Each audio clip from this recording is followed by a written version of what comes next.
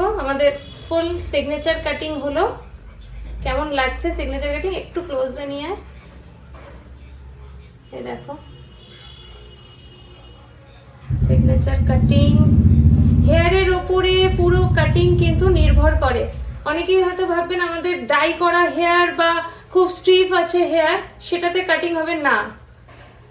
এই জন্য কিন্তু হেয়ারের প্রয়োজন হয়। হেয়ারের টেক্সচারের উপর কিন্তু কাটিংটা নির্ভর করে। আমি কিন্তু সব সময় কম বেশি বলেই থাকি কথাটা।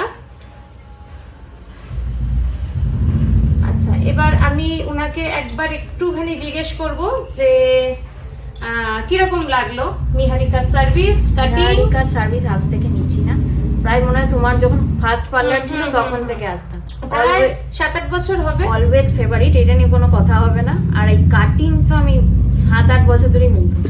কাটিং মানে এখানেই, নয়তো আর নয়, দরকার নেই চুল পড়ে যা, কাটবো না। স্যাটিসফাইড একদম, এটা নিয়ে কোনো প্রশ্ন নেই। Thank you. Thank you.